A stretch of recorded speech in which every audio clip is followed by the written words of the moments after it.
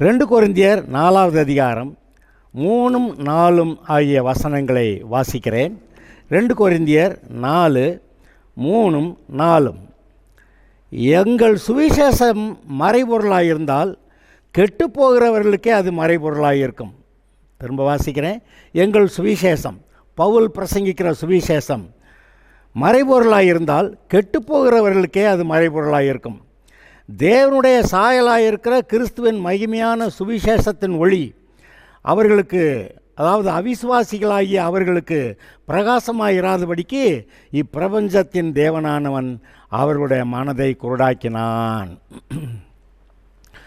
ரட்சிக்கப்படாத மனிதர்களுடைய நிலையை குறித்து இங்கே சொல்லப்பட்டிருக்கிறது. எங்கள் சுவிசேஷம், இயேசு கிறிஸ்து அப்போஸ்தலனாகிய பவுல் பிரசங்கிக்கிற இயேசு கிறிஸ்துவை பற்றிய சுவிசேஷம் ஒருவனுக்கு மறைபொருளாக இருந்தால் அது கெட்டுப்போகிறவர்களுக்கே மறைபொருளாக இருக்கும். கெட்டுப்போகிறவர்கள்னால் யார்? தண்ணி போட்டு கெட்டு போயிட்டானா? இல்லை, அவன் ரட்சிக்கப்படாமல் இருந்து செத்து நரகத்துக்கு போகிறவனை பற்றி அங்கே சொல்லியிருக்கிறது. எங்கள் சுவிசேஷம் மறைபொருளாக இருந்தால் செத்து பாவத்திலே கிடந்து நான் நரகம் போகிறேங்கிறவங்களுக்கு தான் அந்த சுவிசேஷம் வழங்க மாட்டேங்குது அப்படின்றாரு.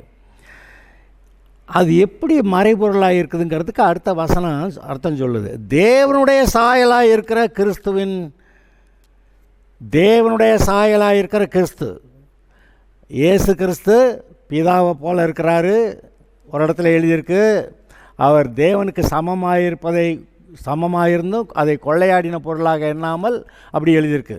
இயேசு கிறிஸ்து தேவனுக்கு சமமாக இருப்பதை கொள்ளையாடின பொருளாக எண்ணாமல் அவருக்கு கீழ்ப்படிந்திருந்தார்னு வாசிக்கிறான். அப்போ இயேசு கிறிஸ்து தேவனுடைய சாயலாக இருக்கிறவர், அவருடைய மகிமையான சுவிசேஷத்தின் ஒளி, இயேசு கிறிஸ்துவுடைய மகிமையான சுவிசேஷத்தின் ஒளி அவிசுவாசிகளாகிய அவர்களுக்கு பிரகாசமாயிராதபடிக்கு இந்த பிரபஞ்சத்தின் தேவனானவன் அவர்களுடைய மனதை குருடாக்கினான்.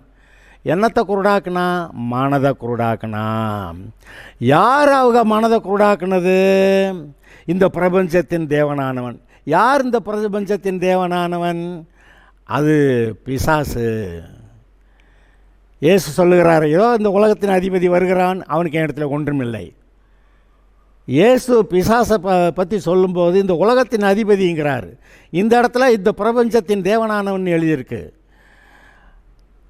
இந்த பிரபஞ்சத்தின் தேவனாகிய அந்த பிசாசு இந்த ஜனங்களுடைய மனதை எப்படி குருடாக்குனானா? அவர்கள் பாவத்தில் இருக்கிறபடியாலே தேவனுடைய சாயலாக இருக்கிற மகிமையான சாயலாக இருக்கிற கிறிஸ்துவின் மகிமையான சுவிசேஷத்தின் ஒளி அவர்கள் அவிசுவாசிகளாகிய அவர்களுக்கு பிரகாசமாயிராதபடி. யாருக்கு பிரகாசம் இல்லை? அவிசுவாசிகளாகிய அவர்களுக்கு. ஏன் அவிசுவாசின்னா அது பிரகாசிக்கக்கூடாதா அப்படின்னு கேட்டால், இயேசுனாரை கேளுங்க, அவன் என்னை விசுவாசிக்க மாட்டேங்கிறதான் பாவம்னே சொல்லிடுவார். அதை காட்டணுமா? நான் உங்களுக்கு காட்டுறேன். யோவான் சுவிசேஷம் 16:9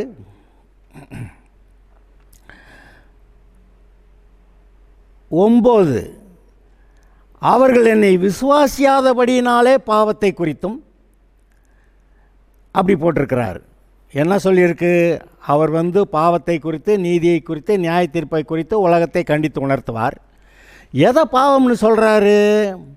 அவர்கள் என்னை விசுவாசியாதபடியினாலே பாவத்தை குறித்தும். என்னையா அவங்க செஞ்ச பாவமெல்லாம் பாவம் இல்லையான்னா அதெல்லாம் பாவம்தான். ஆனால் அடிப்படை பாவம் எது? தேவனுடைய குமாரனாக இயேசு நம்முடைய பாவங்களுக்கு பரிகாரம் செஞ்சுருக்காரே, அதை நான் நம்ப மாட்டேன், அதை நான் ஏற்றுக்கிற மாட்டேன் அப்படிங்கிற இயேசுவை விசுவாசியாத, இயேசு தேவனுடைய குமாரன் என்று நம்பாத, இயேசு நம்முடைய பாவங்களுக்கு பரிகாரம் செய்தார் என்ற அந்த காரியத்தை நம்பாத அந்த ஒரு காரியம்தான் பாவம்னு சொல்ல வர்றார். நமக்கு தெரியும், நியாயப்பிரமாணத்தை மீறுவது பாவம், விசுவாசத்தினாலே வராத யாவும் பாவம், அநீதியான யாவும் பாவம், நன்மை செய்ய அறிந்தும் செய்யாதிருக்கிறது பாவம், அதெல்லாம் நமக்கு நிறைய டெஃபினிஷன் சொல்லுவோம். ஆனால் அடிப்படையாக எதை பாவம்னு இயேசு சொல்கிறாரு? அவர்கள் என்னை விசுவாசியாதபடியாலே பாவத்தை குறித்தோம். எந்த ஒரு அடிப்படையில்? நான் தேவனுடைய குமாரன் அவனுடைய பாவங்களுக்கு பரிகாரம் செஞ்சுருக்கேன், ஆனால் என்னை நம்ப மாட்டேங்கிறான், அதான்டா பாவம் அப்படி சொல்லி முடிச்சு விட்டார். அப்போ இயேசுவை விசுவாசியாதது தான் பாவம். அந்த பாவம் என்ன செஞ்சிருச்சான்? நான் இயேசுவை விசுவாசிக்க மாட்டேன்னொன்னே அவருடைய மனதை குருடாக்குகிறது. இந்த பிரபஞ்சத்தின் அதிபதியானவன் அவருடைய மனதை குருடாக்கி விடுகிறான். இது கொடுமையா இல்லையா?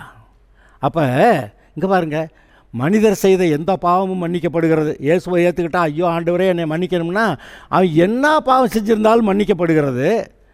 ஆனால் இந்த இயேசுவை விசுவாசிக்க மாட்டேன், ஏற்றுக்கிற மாட்டேன்னு சொல்கிறான்ல, அந்த அடிப்படை பாவம் மீதி எல்லா பாவமே அவனுக்கு மன்னிக்கப்படாமல் நரகத்துக்கு போகிற போது அங்கே நியாய தீர்ப்புக்கு இந்த எல்லா பாவமும் வருது.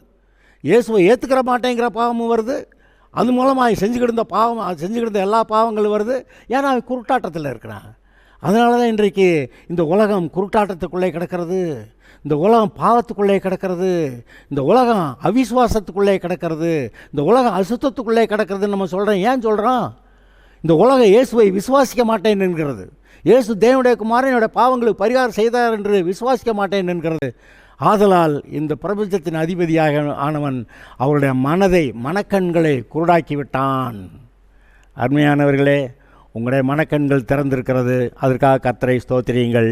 இயேசு சீஷர்களை பார்த்து சொன்னார், உங்களுடைய கண்கள் காண்கிறவைகளும் உங்களுடைய காதுகள் கேட்கிறவைகளுமாக இருக்கிறபடியால், உங்களுடைய இருதயம் உணர்வுள்ளதாக இருக்கிறபடியால் பாக்கியம் உள்ளவைகள்னு சொன்னார். நீங்கள் பாக்கியம் உள்ளவர்கள். ஆனால் அதே சமயத்தில் இன்னொரு வரி நான் சொல்கிறேன்.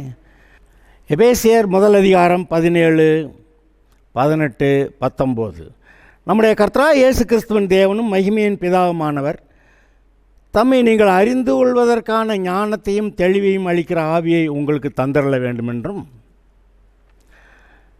தாம் நம்மை அழைத்ததினாலே நமக்கு உண்டாயிருக்கிற நம்பிக்கை என்னதென்றும், பரிசுத்தவான்களிடத்திலே அவருக்கு உண்டாயிருக்கிற சுதந்திரத்தினுடைய மகிமையின் ஐஸ்வர்யம் என்னதென்றும், தாம் கிறிஸ்துவை மரித்தோரிலிருந்து எழுப்பி அவரிடத்தில் நடப்பித்த தமது பலத்த சத்துவத்தின் வல்லமைப்படியே விசுவாசிக்கிறவர்களாகிய உங்களுக்குள் அவர் காண்பிக்கும் அவருடைய வல்லமையின் மகா மேன்மையான மகத்துவம் என்னதென்றும் நீங்கள் அறியும்படிக்கு உங்களுக்கு பிரகாசமுள்ள மனக்கண்களை கொடுக்க வேண்டுமென்று வேண்டிக் கொள்ளுகிறேன். கண்ணு தெரியுது, ஆனால் இன்னும் தேவனை நல்லா அறியணுமானா பிரகாசமுள்ள மனக்கண்கள் வேணும்.